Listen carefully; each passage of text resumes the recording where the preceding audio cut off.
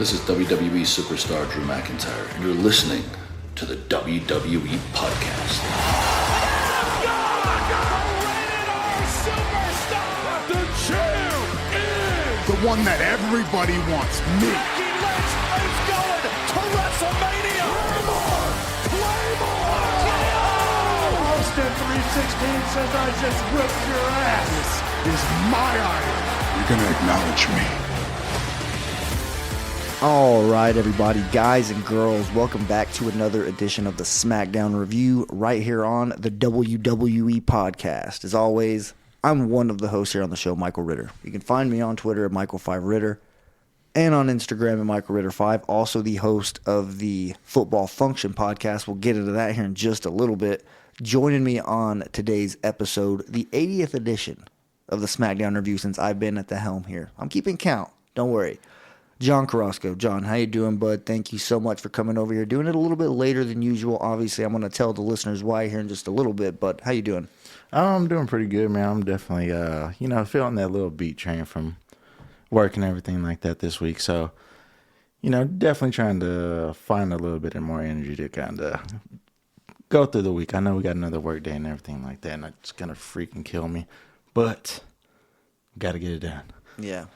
In wrestling terms, this is like a gauntlet match. Like we've already gone through 5 dudes, and now we're about to get like the next guy coming out here tomorrow, and he just so happens to be, the number one contender or something. So we gotta, push through here, running on fumes. But anyways, we'll get a nice little day off there on Sunday, get to enjoy some basketball, all that good stuff. So I'm looking forward to that. That's what's getting me through this. But the reason why I kind of prefaced the show with my football podcast is because obviously it's the NFL draft. Like the NFL draft only goes on for 3 days every year, and we're smack dab right in the middle of it on day 2. And obviously having to watch SmackDown, having to watch 2 rounds, because that's what it is. Friday, day 2 is rounds 2 and 3. Work a full work day, which we did not get off early. In fact, I actually missed like the first 10 picks of the draft. And so my schedule's been pretty damn hectic for the past 3 days, just being completely honest. But I'm not complaining. Obviously, I signed up for all this stuff. It's fun. The fact that we're actually doing it, I didn't have to tell Matt, hey, I got to cover the draft for my football podcast, so we might not be able to do the SmackDown review this week. Can I, get a celebrity shot? I mean, Kanye Twitty. Sorry, I actually said the real guy's name. Anyways, Kanye Twitty is somebody who's filled in the past for me here, and given me a little bit of I think it might have been Thanksgiving or something like that. I hit up Kanye Twitty and he filled in for me, came in the clutch. And I'm glad I didn't have to do that though. I didn't have to message Matt. You came through, obviously. We were able to stay on schedule, keep this train rolling, because we talk about it all the time. We do pride ourselves on being on time, doing a good job with these, with these shows. I feel like they are pretty entertaining. I mean, they're not the Pat McAfee show or anything like that, but I mean, for a wrestling show, we're doing pretty damn good here, I will say. Not to toot our own horn or anything like that. And that's for all the other shows, not just saying me and John. Any show you listen to here on the WWE Podcast, you're more than likely going to come away pretty satisfied with what you just listened to. But anyways, we are going to get through this episode, but just bear with us. Kind of similar to last week. The work day kicked our ass. Here we are again. We're running on fumes. Had just got our ass kicked by another day tomorrow coming to kick our ass again. But here we are, just here to talk some wrestling. Oh, yeah, man, and definitely ready for it. And I do want to kind of, give a shout-out to, I believe it was Dennis McKinley. Yeah. Yeah, he had Mike showed me that he had kind of reached out to me and everything like that. And you can find me, I'm still on Twitter. You find me at BIGG_speaker, big _ speaker, of course. Yeah. Yeah, you just find me there, I'm still available and everything like that. So, yeah, it was definitely interesting to see that he had, kind of reached out and everything, so. Yeah, he's hey, I tried to follow this dude on Twitter. What the hell's going on? Dude, I like him on your show. Tell him to freaking follow me back. So, yeah, Dennis, I did immediately. As soon as I saw that tweet, showed it to John. And, BIGG_speaker. For all you guys out there who are trying to get a hold of John, you can find him there. He loves talking wrestling. Give him some wrestling conversations. He's new to this.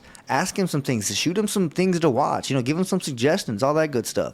That's where you can get a hold of him if you want to do any of that stuff. But with all that being said, are you ready to dive in to this episode of SmackDown? Oh yeah, and before we do, I want to give just a little shout out to, of course, Randy Orton because of the 20th year celebration, I guess you could say, that they had for him. So, give him a shout out before we get to the banter on him in the show. Yeah, exactly. That's actually a very good point. I'm glad you brought that up because this is one anniversary that really made me feel old. Because I truly saw Randy Orton's entire wrestling career. I've seen him come in as that young upstart dude who was like injured for whatever reason, like his shoulder or something like that was hurt, and he'd keep making cameos on Raw saying, I'm at 75%, I'm at 82%, and he would have like a setback or something like that. It was like the ultimate heel thing to do, but he was like basically tracking his recovery from that shoulder injury, and that's whenever he eventually made his debut, joined the group Evolution, and was taken under their wing. He jumped on that money train, and it was the smartest thing he ever did. He was just not even, we don't have to get too far into Randy Orton, but dude, some of the things he was doing early in his career, if you do any research, watch a documentary or something like that, you can see that Randy Orton definitely has had an untraditional path to being like a 14-time champion, like a third-generation superstar. It's not exactly as like chalked up to being like as poetic as you would expect. Like there's a lot of dark days in Randy Orton's past, I will say. I got you. Well, that's kind of interesting. Didn't know like too much of the detail, but of course I kind of saw him growing up and everything. There's a reason why there's voices in his head. I don't know about that one. His song, come on, man. But anyways, we're going to be talking about this SmackDown that aired on April 29th, 2022. Really quickly, shout out to my buddy Joseph Martinez, one of my best friends. His birthday's on April 29th. Shout out. And a huge wrestling fan. Obviously, me and him watched wrestling way back in the day. He was actually the WWF fan. Whenever I was a WCW fan, I remember going out to eat with him and his mom, and the topic had come up that we both liked wrestling. And I just immediately started naming, dude, Goldberg, Sting, freaking NWO. I just started naming a bunch of WCW guys. And his mom's like, whoa. We watched WWF, bud, all right? And right then I was like, wait, what? And then that's whenever I was introduced to there being another company out there.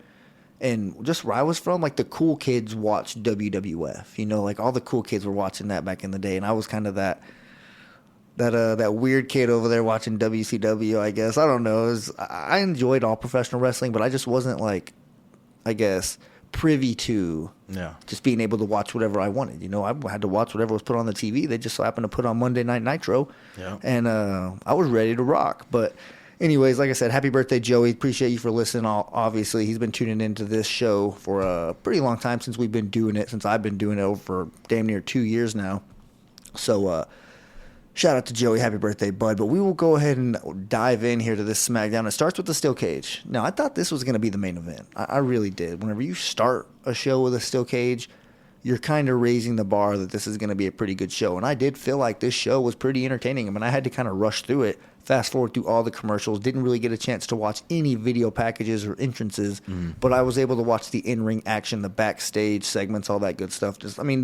All the meat and potatoes of the episode, I was able to digest. Nice little connection there on that food analogy. But anyways, one thing I did notice from this move is that sunset flip powerbomb that Sami Zayn hit on Drew McIntyre in the corner of the ring. I'm not sure if you remember that or not, but it was a very impressive move by Sami Zayn to do it on somebody like Drew McIntyre. Yeah. Just a hell of a move. Sami Zayn obviously was trying to escape the ring the entire time, climbing up the cage.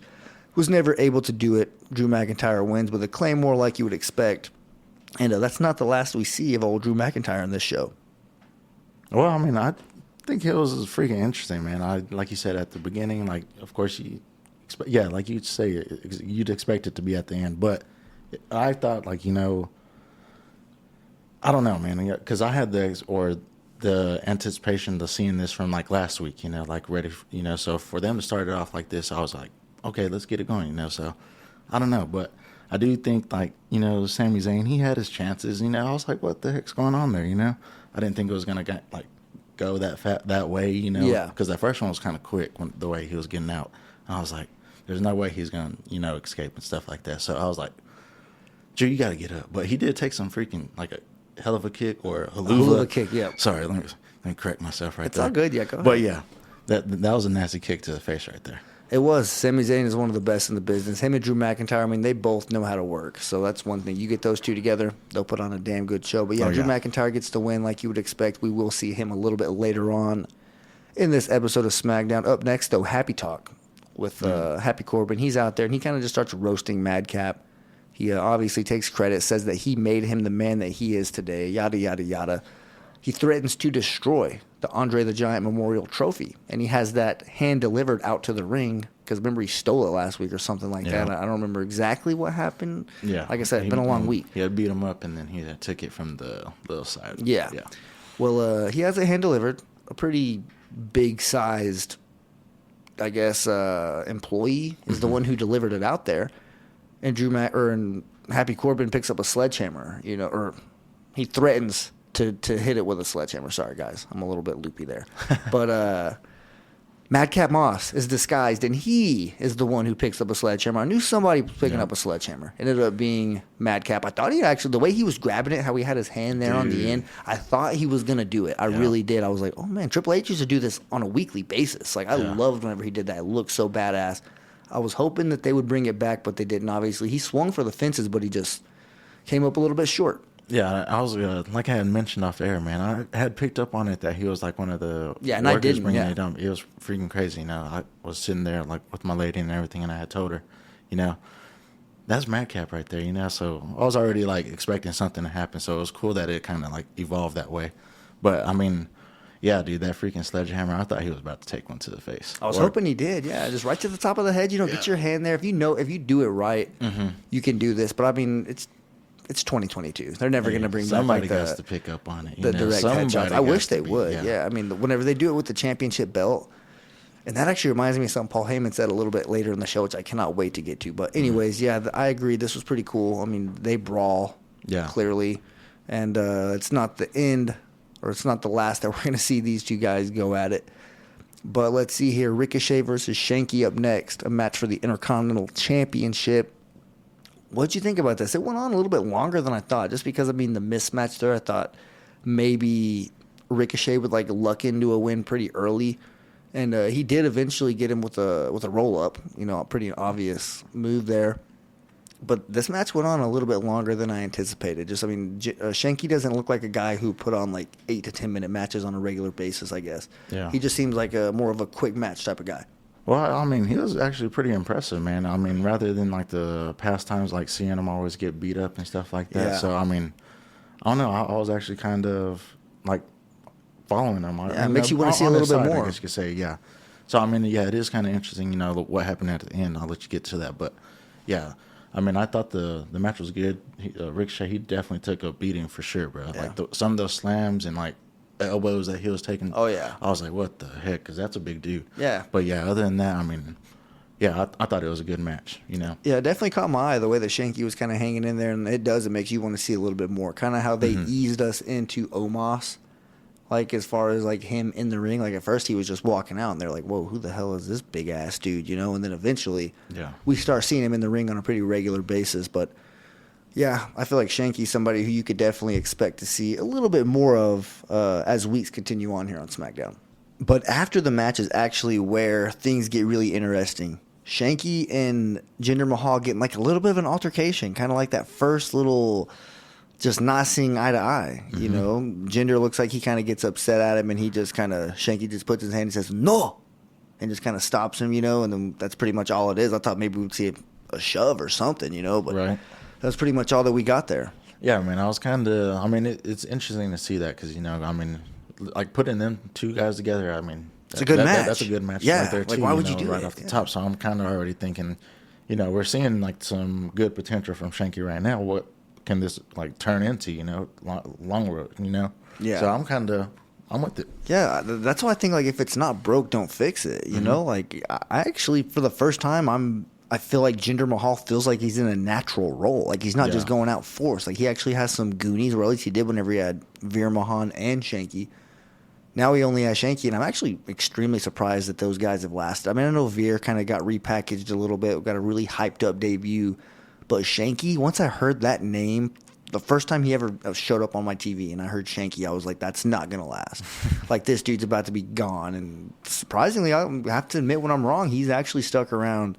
His role hasn't necessarily increased until lately. But, hey, I mean, better late than never. And I would definitely like to see what they can do with him if they can at least, because that's the thing. Like, I think he fits well with with Jinder Mahal. But you never want to just be that big, dumb doofus who, like, is just basically Jinder Mahal's lackey, you know? Yeah. So it's nice to see him kind of stand up a little bit, put his hand in his face and say, no, like, shut the hell up, Like, I just lost a title match, probably the only title match I'm going to get in the calendar year 2022, so who knows? Maybe he has some big stuff in store, but, I mean, a little tough to, forecast at this point. Well, I mean, it is kind of crazy the way that he took the initiative last week to just, step in whenever Jinder was talking to Ricochet about, being a fighting champion and everything, so I don't know. I mean, it's kind of giving me like that, okay, I kind of let's see what he's about and everything like that, because like I said, I was used to seeing him get beat up all the time by everybody. So, yeah. I mean, it's kind of good to see. And according to everybody, SmackDown sucks. So why not have Shanky get some more airtime, According to everybody else, I mean, hey, I'm not saying it. I actually get offended when people say that. I really do. Like, we get a lot of views. Yeah, I know. That's one thing I will say, yeah. SmackDown, 2-hour show. I would say SmackDown. Let me say that. Yeah. Hey, we do too, bud. Oh, yeah, of course. But SmackDown, freaking, let's pull up the stats, right? Let's just say that. But anyways. I was going to say, we got some facts behind us right there. Yeah, let's continue on here. We're definitely, obviously, we were at that blue brand, just so y'all know. They might be getting away with the brand split, but as the host here on the SmackDown review, we are 100% blue. Like, we're the blue brand brawlers for a reason. That's because we rep SmackDown. But anyways, we'll continue. Up next here, we get Raquel Rodriguez versus Cat Cordoza. Relatively quick win. Not like your typical squash match for an enhancement talent. This went on a little bit longer. Clearly, they were trying to showcase a little bit of what Raquel can do. They didn't want to just, give us a little bit of a sprinkle. They gave us a full couple bites. Yeah, man, it was kind of interesting to see this because, like, both of these women are kind of new to me and everything. And I don't know, I'm pretty sure they both said it, Michael Cole and Pat McAfee, saying that it was a debut for both of them. Yeah. So they're both on the roster. That was a little bit of like a... Yeah, I'm kind of confused she's on that. Not on the roster. Okay, she's not on the roster. That was just basically just a little fun fact. Like, yeah, because they were hyping up Raquel Rodriguez's debut. Yeah. Like, so hardcore. So they were just saying, well, hey, I mean, technically, it's just a little fun fact. A boring announced team wouldn't point that out. The fact that, I mean, it was just one of those things because typically it's just an enhancement talent. So the fact that they said, hey, this is her debut technically on SmackDown too. She's not on the roster, but it's her debut. So okay, I get it. I kind of picked up what they were dropping there. But yeah, what was the move that Raquel Gonzalez won with? I believe it was called the Chingona Bomb. Sorry. Okay. Kind of butchered that, but yeah, the Chingona Bomb. Yeah, I want to leave that one to John. Obviously, he if you haven't already seen his pictures or anything like that, John is Hispanic, so he is the one who I kind of push those words to because I don't want to butcher them. And if I was by myself, I would try. You guys have heard me butcher words from the American language. I butcher all kinds of words on a weekly basis, but so I'll toss that one to him. But anyways, yeah. But I got you. And don't take from Mike too much. I know a little bit, yeah. But he can't translate or nothing like that, but he can pronounce it. He can get a word out. I can get us by if we need it. But nice little shout out right there, I guess you could say. But yeah, I don't know, man. I'm kind of like I was saying, both of them kind of being new to me and everything like that. The one thing that got me though is like she's cool, or Raquel, dang, I can't even say it. I'm so Rodriguez, yeah, butchered right now. But yeah, she's like the way she was just smiling the whole time, like I don't know. After the match, well, just like whenever she was like doing some nasty Chingona Bomb, she just was smiling the whole match. I was like, that's some good expression right there, but. Do you get mad at all, She's trying to really sell that she's a baby face. Yeah, I get that. Because she was known as a heel in NXT for a while there. So I was kind of, it kind of just reminded me of like a cousin that I have, So it kind of just like touched a little bit, Yeah. Up next, though, I will say we have a pretty interesting part. And it's one of the, I was surprised they put it in the middle of the show. Really, I thought this is something that deserved to be like at the very end, maybe even close out the show. But it's the tag team unification contract signing, and the Usos. They go face to face. Obviously, they're gonna take turns taking shots. The Usos basically just say they have nothing to prove. You're the two, we're the ones. The usual stick that they were saying. Riddle apparently can't tell them apart. That's what he says. He's like, you guys should get, WWE should get these guys some name tags, just so basically we can tell them apart. And that's where Randy Orton comes in. Yeah. And he actually says that he can easily tell them apart. He says that Jay is obviously the right-hand man, and Jimmy is a little bitch.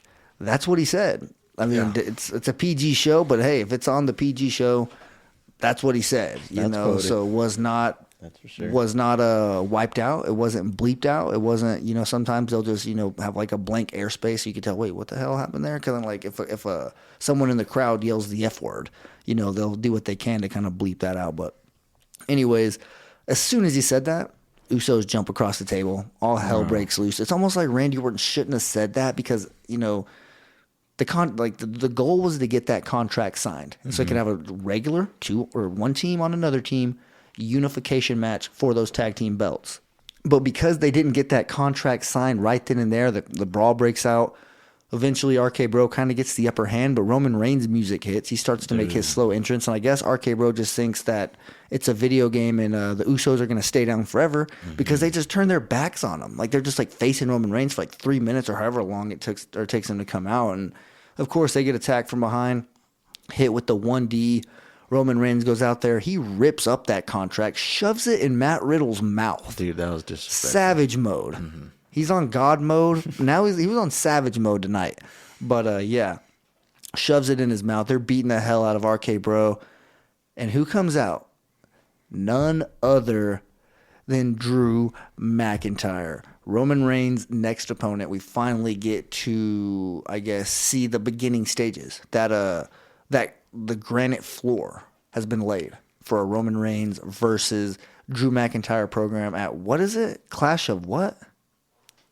Clash of the Castle. Clash at the Castle? Yeah. Okay, Clash at the Castle. Okay, that's the pay-per-view at UK. I actually found that out today. John showed me while we were at work. So, I like that. It sounds like this could be a reoccurring thing. Obviously, 70+ thousand people is who's going to be at this pay-per-view. It's huge. They don't go to the UK. They don't do live televised pay-per-views there very often. So the fact that Drew McIntyre is going to be in this program over there against Roman Reigns, I know he's probably not going to win, but man, this could be, because keep in mind, Drew McIntyre, his championship run was during the COVID era.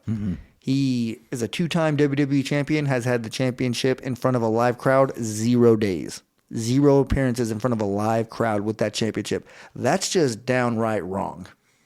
Does not need to be a case very much longer.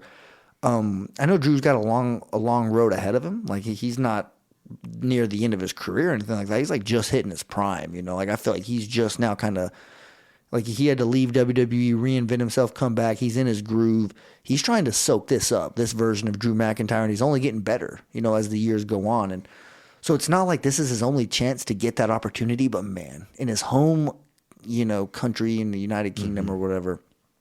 Because I know he's from Scotland, obviously, but I don't have a map right here, so don't quote me on anything like that. But you know what I'm saying, I got you. Drew McIntyre being at that pay-per-view. I know we have some listeners from the UK, so I'm not trying to disrespect you guys or anything like that. Don't take it that way.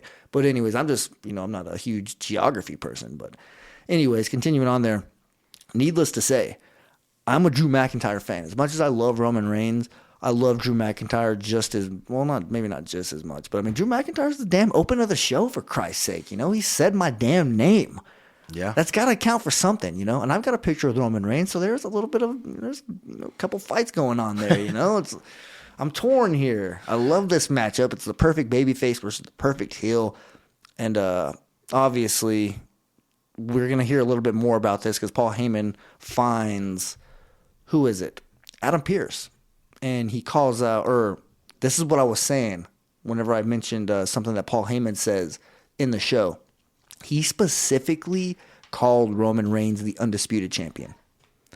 That's important because for a while there, it was I don't even know what the hell they were calling him. The Universal Champion, obviously. He was the Unified Champion. I don't know what the name was going to be, what the belt was going to look like.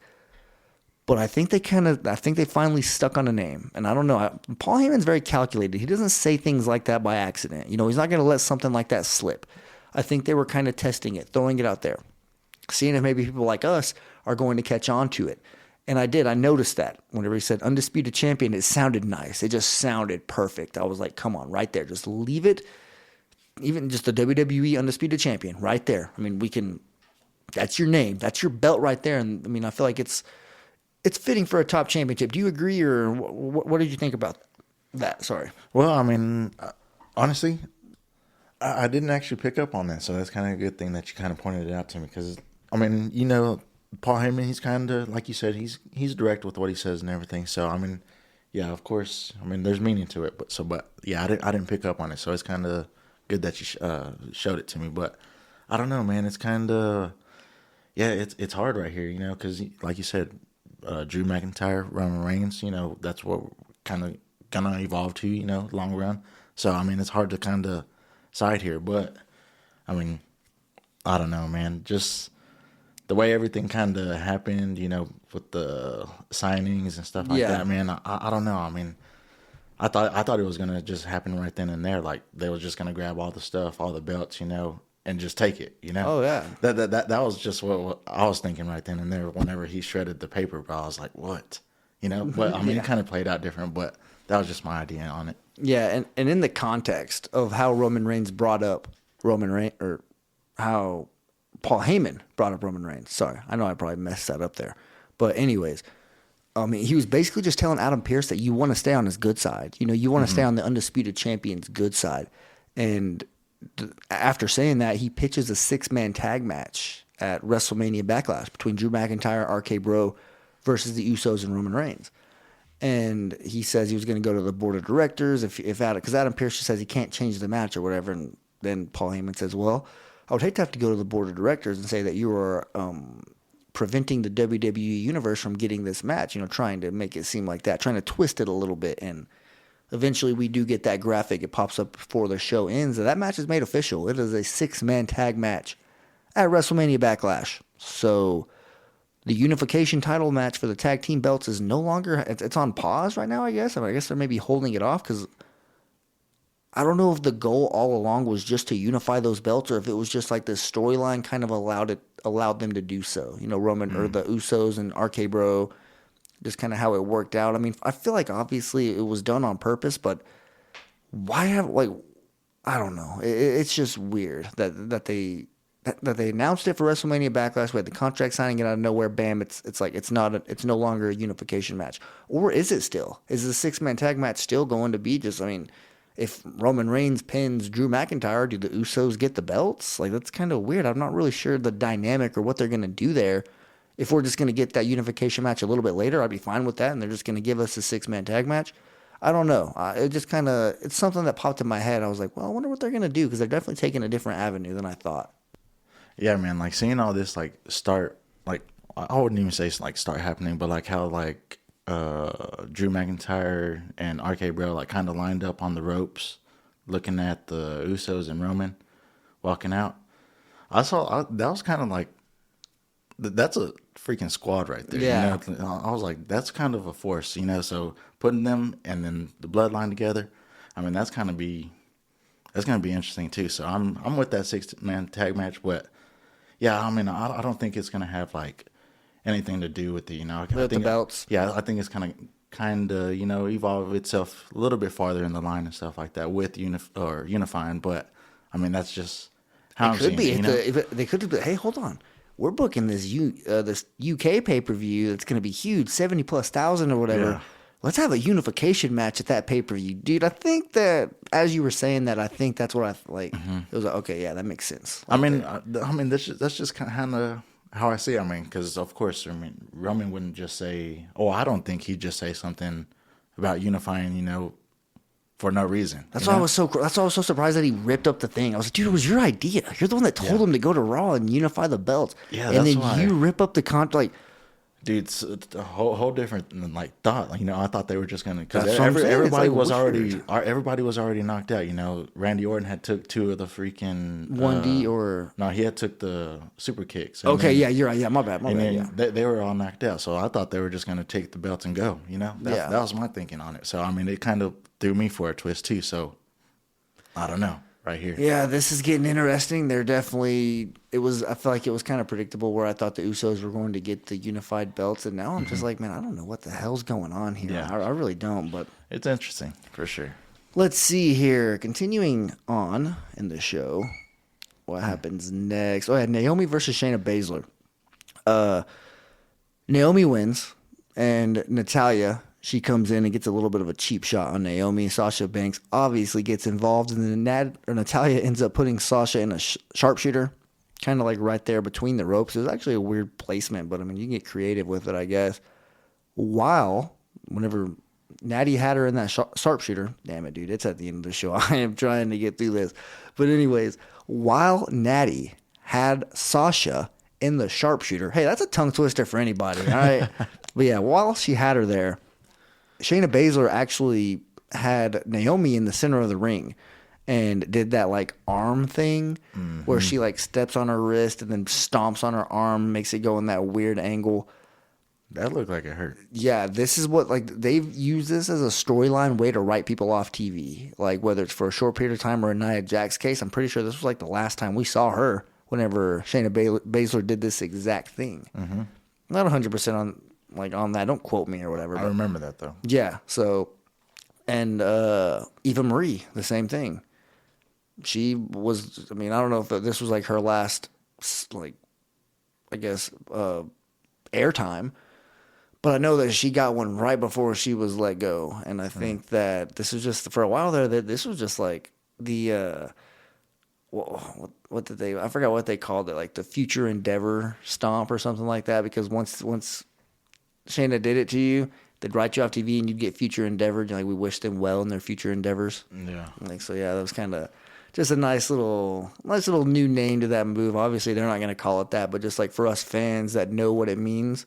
Obviously, Naomi isn't getting fired, but I wonder what the hell they're going to do. She's definitely going to be. I mean, they like to make that move seem like it hurts them. You know, like long term or not like a couple months, but. She's probably going to come out with a sling next week. And, because Sasha Banks has a match against Natty. That was announced, so we're going to see that next week. Was it not announced? Yeah, but I believe it's going to be against Shayna. Shayna? Yeah. Okay, you're right. My bad. Usually they do the reverse. Yeah. The reverse tag. I know I saw Sasha Banks over there. I'm glad you're here. See, I think she just got to get her. I definitely would have been getting called out on that one for sure. So, yeah, appreciate it. But anyways, Sasha Banks, Shayna Baszler. Just a little quick prediction on that. Who do you think wins? Well, I mean, I think Naomi won't be there likely. Yeah, I think there's going to be some frustration that Sasha's going to have to get out, just to kind of back up her teammate and everything like that. So I think that she's going to pull that one off. Yeah, she should be able to without a doubt. But at the same time, I feel like they might want to make this team look strong. Yeah. If you can put Sasha on the shelf as well and just keep them out for like a couple weeks, make them look like okay, they're going to come back pissed off. You can get some people interested in this feud, and that's more than what the interest has been for like recent women's tag team programs. They're not that interesting. They're really not. I mean, Rhea Ripley, Liv, Carmella, Zelina Vega.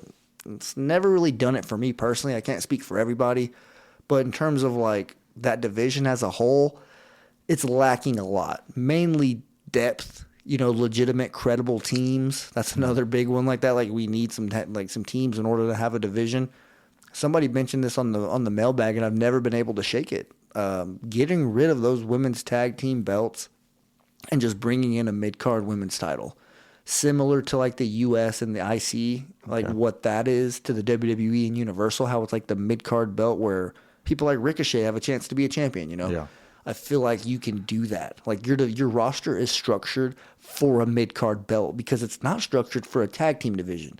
So if you can get all those women to like split their teams up, I'm not saying they have to turn on each other. We could still have women's tag team matches, but we don't need a championship. We don't need a division, set for that. The roster isn't that big, or at least the women's division isn't that big, or even if the bodies are there, like they have the right amount of people, they're not utilizing them. They're not putting them in teams. They're just giving us the same few teams every week. So not really a whole lot that they can do there. I think they're kind of just booking themselves into a corner on a weekly basis with that division. But for the most part, we do get some good matches. Like, we're starting to get interesting storylines. That's the whole reason I kind of brought that up, is that I am interested in what we have going on here. But I was gonna say, I think some of these pairings are starting to, catch my attention than what had happened before, because like the whole Carmella and Queen Zelina thing, that was a weird, I know it's different, but yeah, I just couldn't do that. I was like, what the heck, I just didn't feel like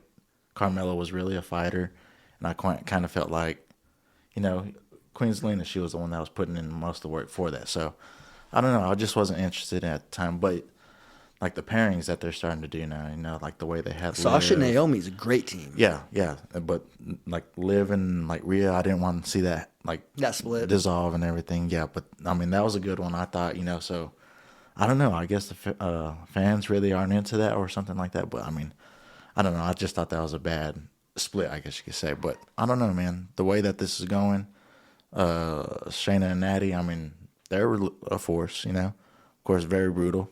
Yeah, they're looking strong here lately for sure. Yeah, I think that, of course, like I was saying just a while ago, how you had asked me, Natty, she might have like somewhat to do in that match next week and stuff like that, like distraction or some stuff. Yeah. But I'm hoping that Sasha, she pulls that off.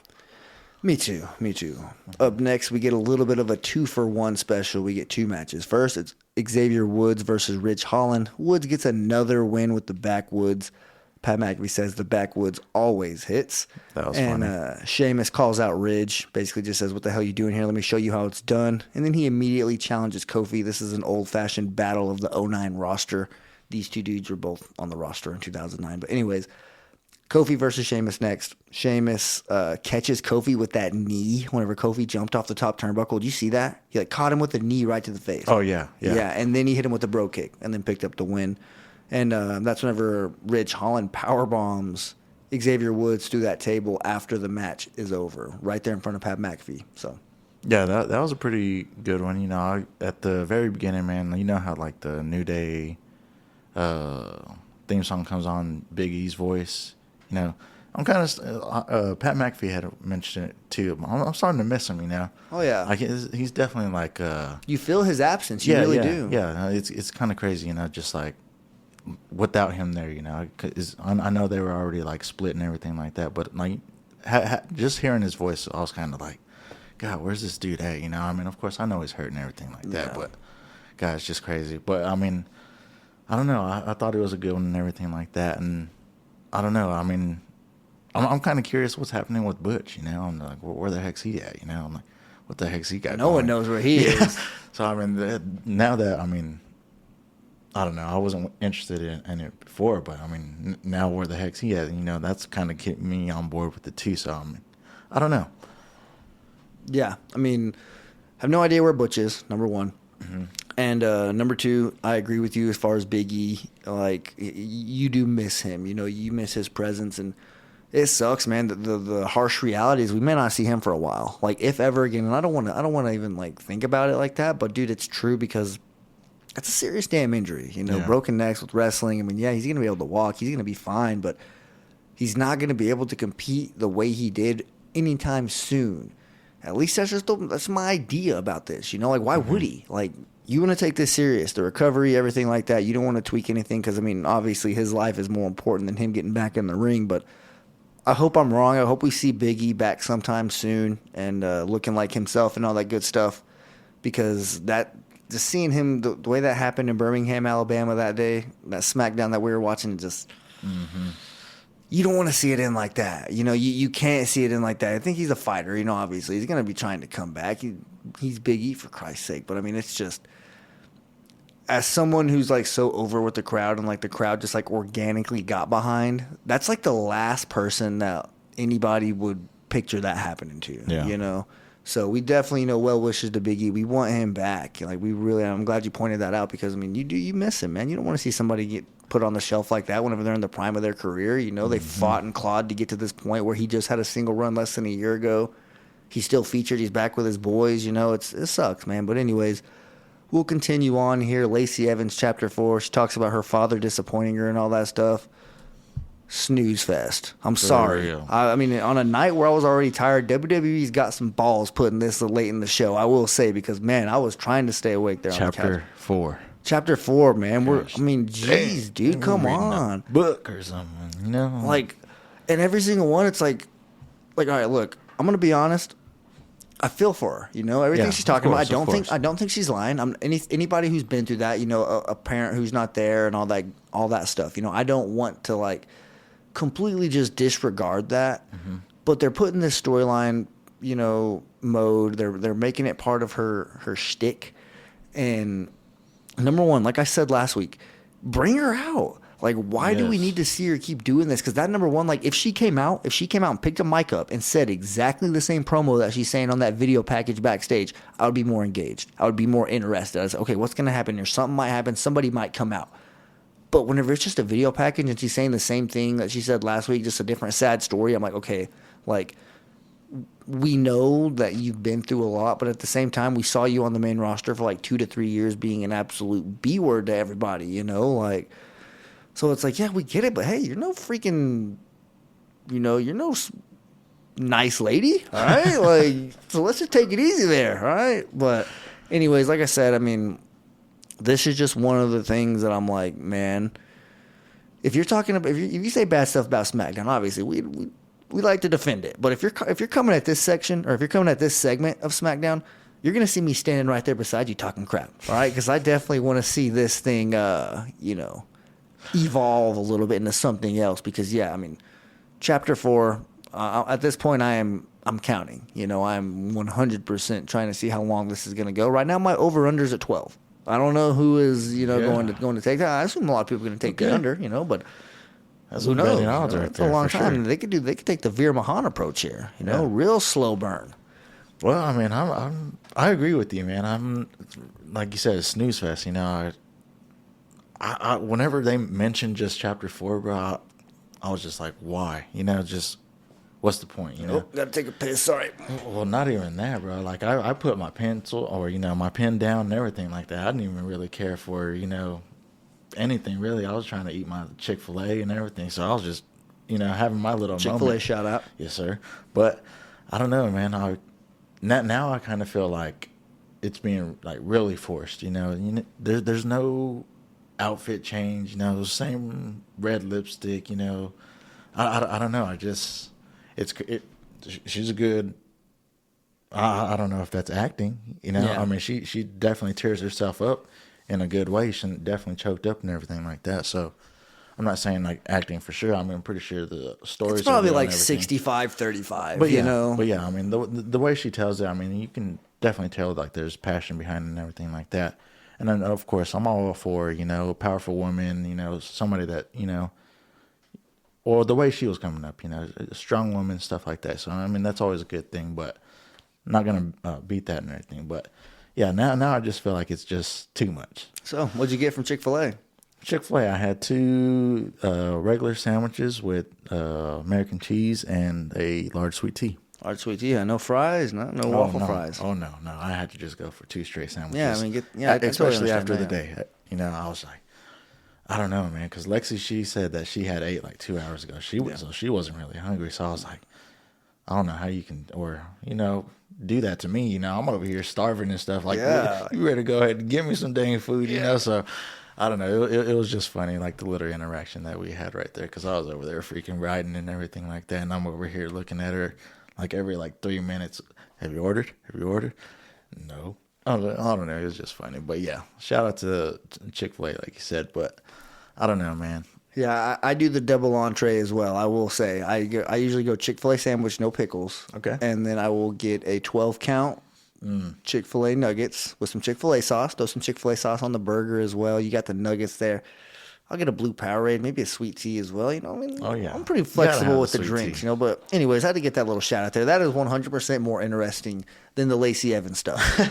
But anyways, that's for sure. We will go ahead and move on here. Ronda Rousey versus this is the main event, the whole beat the clock challenge. Now, what the hell? What was the point? Like, what do they win? Is this just to see who's better? Like, is this just a little pissing contest, like to see who can win their match faster? Is that what the deal was? Yeah. They're basically just trying to Yeah. Whoever wins first. Because I was trying to see Time. if there was something up for grabs. Because typically when they do this, Yeah. like say there's like a feud going on, and like, all right, let's have a beat the clock challenge. Whoever gets the best time gets to pick the stipulation or something okay. like that. There's usually something like, because like what's the point if you win? Like, do you get bragging rights? That's why I was kind of questioning the way Ronda was walking out, all freaking happy as if she had like really won a real match against Charlotte or something. You know, like no, you had a match against Shotzi. At first she ran away. About 20 seconds, she ran away. I was like, what the heck, man? You know, so Smart technique, though, I will say. yeah, I just didn't like the opponents that they chose for him. You know, I felt like they could have like maybe put in that Cat. What was her name? Cat. I don't even know who. Raquel Rodriguez. They gotta at least make them somewhat. At least like somebody that like Gunther was facing, something like that. You know, like one of those local performance. You know, I just felt like it was just a bad choosing on opponents for these two matches right here. Kind of just like puts a bad taste on the two. You know, I was like, you don't want to see them. That's not go how through you that, want to use them. You know. Because I was high on Shotzi, and obviously I'm not going to. Anytime Aaliyah comes out, I will not complain. That's just number one. But anyways, yeah. So that's who Aaliyah, or that's who Charlotte fights, is Aaliyah, and she doesn't beat the challenge. What was it, like 141? Let me see. Yeah, here. 141. Yeah, Ronda beat Shotzi in 1 minute and 41 seconds. Aaliyah barely escapes, or she barely survives, I guess, like because she was about to tap out. She's about to say I quit. But she doesn't, and then Charlotte gets pissed off, goes after Drew Gulak again. Like, if I'm Drew Gulak, I'm staying the hell away from Charlotte. Anytime she's around me, I'm like, you're literally about to assault me. Like, I'm going somewhere else, or press charges, number one, or give her one of those, one good time. All right, I'm not advocating any of that, but if she's gonna freaking come at me and give me a boot, because that's what she did. She gave me a big boot right to the face. Like, while you're sitting there doing your job. And she's mad at you because you didn't cheat. You didn't ring the bell. Why the hell would you ring the bell? She didn't tap out. She didn't say, I quit. You're just doing your job. So she throws him in the ring, hits him over the back or in the neck or something with a ring bell. I mean, is there any point where somebody's going to help Drew Gulak? Is there any point where Drew Gulak is going to maybe, just defend himself a little bit? Or is he just going to continue to get beat the hell out of on a weekly basis? I don't know, man. I mean, the way that they're like utilizing him, with like the interviewing and then like I don't know what job you'd call this, the bell ringer, that they had him at right now. Yeah. I think timekeeper, I guess, is pretty much. Timekeeper, I guess. Or, I mean, he was just over there dinging that thing, I don't know. But, Charlotte tried. Like, he couldn't do it. It was hilarious. Bro, it was funny, just the way that he was like all happy about it, I guess, But, I mean, yeah, this dude's like just bad place or wrong place, wrong time, I guess you could say. But, yeah, I mean, I don't know, man. I kind of think that there's going to be like him being involved, a little bit. Okay, I get it. Yeah, a little bit longer. That's what I kind of see, because I just don't get no reasoning why they would just like bring him out of nowhere. I think there's going to be something that he's helping, maybe Ronda in a way, but I don't know. Yeah, I don't know. There's really no telling at this point. I do like that he's getting involved. I mean, I just wish it'd be a little bit different. Like, don't humiliate the guy by letting him get beat up by girls on a weekly basis. Like, come on. But even Ronda Rousey's gotten some, She's even gotten in on him. I was going to ask, did it look like his nose was kind of like swollen or something? I didn't get a look, but bro, it would not surprise me. He took that boot to the face. Yeah, like, legitimately. I don't know. When girls go after guys, they feel like they could hit them harder. Like, they feel like because they're a guy, they can give some stiff shots. Hey, I'm a girl. It's not going to hurt him that bad. Well, I mean, when you put a size, however big, boot running right to his face and he's just sitting there, it's likely going to leave a mark. Oh, yeah. I mean, I just don't get why this dude is, like, taking this beating like this and just allowing it. Or, at least WWE allowing it, Yeah. Just, like I said, I think it just has something to do with, like, an advantage that Ronda's going to have down the road.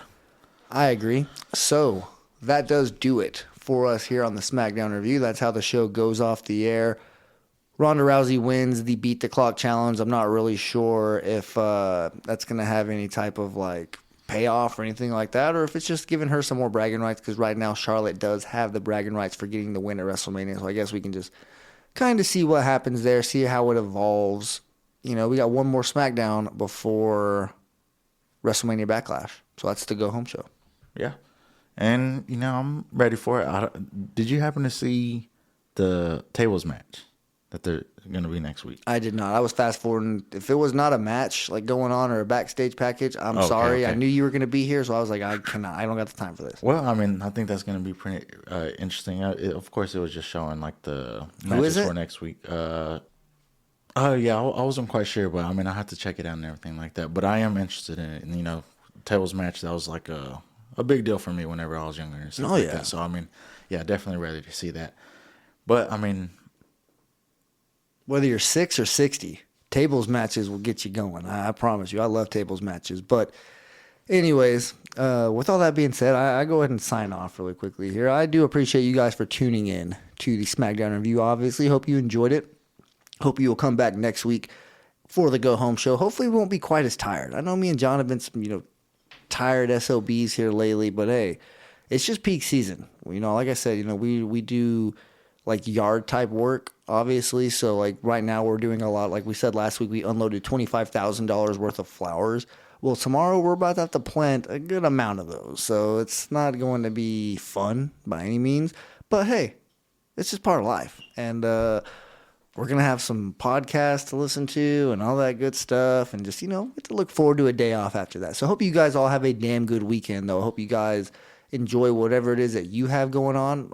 Is Mother's Day next weekend? It is, right? Okay, yeah. Weekend. Never mind. I was going to give a quick shout out. We'll save that for next weekend. But anyways, excuse me. I hope you guys all have a damn good weekend. Get some rest, get some chill time, whatever it is that you're going to do. If you're going to go out and enjoy the spring, wherever you're from, I'm not really sure what type of weather you're getting right now. Where we live, we really don't get good weather. If it's not extremely hot, the wind's usually blowing like hell. And if the wind's not blowing like hell and it's not hot, then it's probably like unbelievably chilly or something like that. Just, I don't know. It's crazy. The Texas Panhandle, look it up.